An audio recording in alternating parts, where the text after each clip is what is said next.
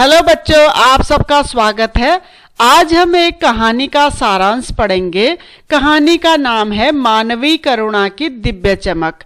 यह कहानी कक्षा 10 की जो हिंदी की किताब है क्षितिज भाग 2 उसका एक चैप्टर है। मानवीय करुणा की दिव्य चमक पाठ के लेखक सर्वेश्वर दयाल सक्सेना जी हैं, जिन्होंने बेल्जियम यूरोप में है में जन्मे फादर कामिल बुल्के के व्यक्तित्व व जीवन का बहुत खूबसूरती से वर्णन किया है। फादर एक ईसाई सन्यासी थे, लेकिन वे आम सन्यासियों जैसे नहीं थे। आम सन्यासियों जैसे नहीं थे का मतलब यहाँ पर यह है कि जब भी कोई व्यक्ति सन्यास धारण करता है तो वो सभी सांसारिक रिश्ते नातों को त्याग देता है। उसका अपना कोई परिवार भी नहीं होता। परिवार यानी पत्नी, पुत्र या पुत्री, यहाँ तक कि ऐसे लोग अपने माता पिता, भाई बहनों को सबको छोड़कर सिर्फ प्रभु की भक्ति में लीन रहते हैं। मगर जो फादर थे वो ऐसे व्यक्ति नहीं थे। वो सबसे रिश्ते नाते बनाते थे और उनको निभाते भी थे। इसीलिए यहाँ पर कहा गया है कि फादर आम सन्यासियों जैसे नहीं थे। भारत को अपना देश व अपने को भारतीय कहने वाले फादर कामिल बुल्के का जन्म बेल्जियम के रैम्स चैपल शहर में हुआ था, जो गिरजाघरों, धर्मगुरु, संतों की भूमि कही जाती है।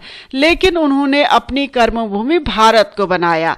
फादर ने अपना बचपन और युवावस्था के प्रारंभिक वर्ष रैम्स चैपल में बिताए थे। फादर बुल्के के पिता व्यवसायी थे, जबकि एक भाई पादरी था और एक भाई परिवार के साथ रहकर अपना काम करता था। उनकी एक जिद्दी बहन भी थी, जिसकी शादी काफी देर से हुई थी। फादर ने इंजीनियरिंग के अंतिम वर्ष की पढ़ाई छोड़कर विधिवत संन्यास धारण किया। उन्होंने संन्यास धारण करते वक्त भारत जाने की शर्त रखी थी, जो मान ली गई। दरअसल संन्यास धारण करने वाला व्यक्ति अपनी इच्छा अनुसार कोई एक शर्त रख सकता है। इसीलिए फादर ने संन्यास धारण करने के बाद भारत जाने की शर्त रखी थी, जो मान ली गई थी। इसके पीछे शायद यह कारण रहा होगा कि फादर भारत व भारतीय संस्कृति से बहुत अधिक प्रभावित रहे होंगे। इसीलिए उन्होंने पादरी बनते वक्त यह शर्त रखी होगी।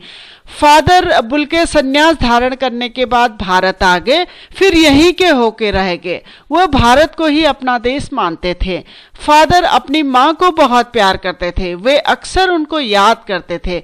उनकी माँ भी उन्हें अक्सर पत्र लिखते रहती थी, जिसके बारे में वह अपने दोस्त डॉक्टर रघुवंश को बताते थे।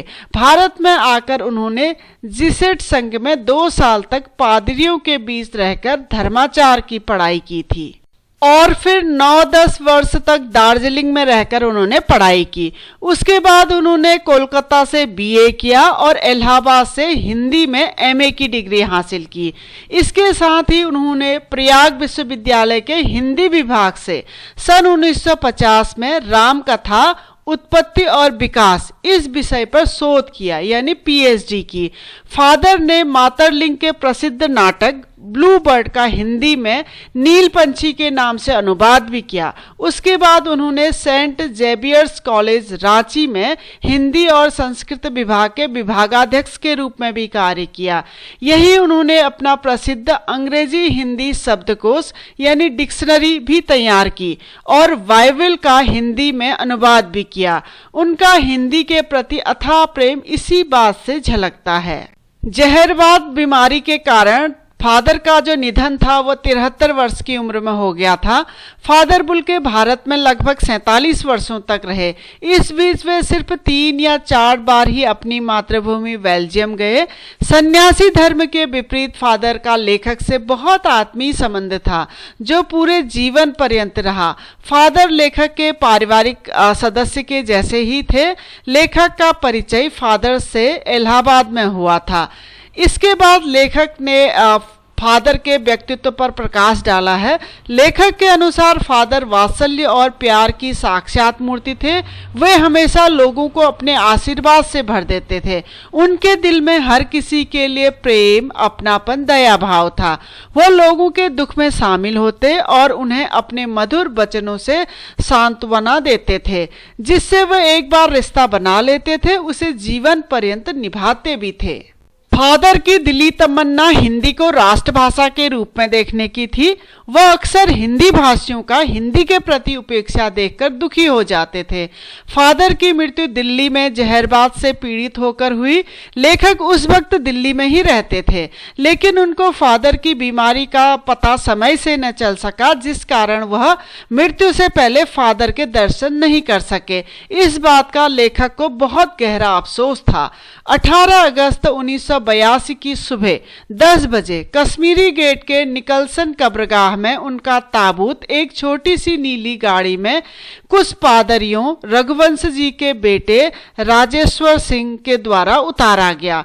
फिर उस ताबूत को पेड़ों की घनी छांव वाली सड़क से कब्र तक ले जाया गया। उसके बाद फादर बुल्के के मृत शरीर को कब्र में उतार दिया गया। चूंकि फादर ईसाई धर्म से संबंध रखते थे, इसीलिए रांची के फादर पास्कल तोयना ने मसीही विधि से उनका अंतिम संस्कार किया और सबने नम आंखों से फादर को अपनी अंतिम श्रद्धांजलि अर्पित की। उनके अंतिम संस्कार के वक्त वहां हजारों लोग इकट्ठे थे, जिन्होंने नम आंखों से फादर बुल्के को अपनी अंतिम श्रद्धांजलि थी। इसके अलावा वहां जैनेन्द्र कुमार, विजेंद्र स्नातक, अजीत कुमार, डॉक्टर निर्मला जैन, मसीही समुदाय के लोग, पादरीगण, डॉक्टर सत्यप्रकाश और डॉक्टर रघुवंश भी उपस्थित थे। लेखक फादर की मृत्यु जहरबाद से होने के कारण काफी दुखी हैं। इसीलिए वे कहते हैं कि जिस व्यक्ति ने जीवन भर दूसरों को वात्सल्य व प्रेम का अमृत पिलाया और जिसकी रगों में दूसरों के लिए मिठास भरे अमृत के अतिरिक्त कुछ और नहीं था, उसकी मृत्यु जहरबाद से हुई। यह फादर के प्रति ऊपर वाले का घोर अन्याय है। लेखक ने फादर की तुलना एक ऐसे छायादार वृक्ष से की है जिसके फल फूल सभी मीठी मीठी सुगंध से भरे रहते हैं और जो अपनी शरण में आने वाले सभी लोगों को अपनी छाया से शीतलता प्रदान करता है। लेखक फादर के बारे में कहते हैं कि फादर हम सबके साथ रहते हुए हम जैसे होकर भी हम सबसे बहुत अलग थे। प्राणी मात्र के लिए उनका प्रेम व वात्सल्य उनके व्यक्तित्व को मानवीय करुणा की दिव्य चमक से प्रकाशमान करता था। लेखक के लिए उनकी स्मृति किसी यज्ञ की पवित्र अग्नि की आंच की तरह है, जिसकी तपन वे हमेशा महसूस करते रहेंगे। तो बच्चों, ये था हमारा मानवीय करुणा की दिव्य चमक पाठ का सारांश। इसी को और डिटेल आप देखना चाहते हैं तो आप हमारी वेबसाइट keepinspiringme.in में विजिट करिए। डिस्क्रिप्शन में मैंने इसका लिंक दे दिया है।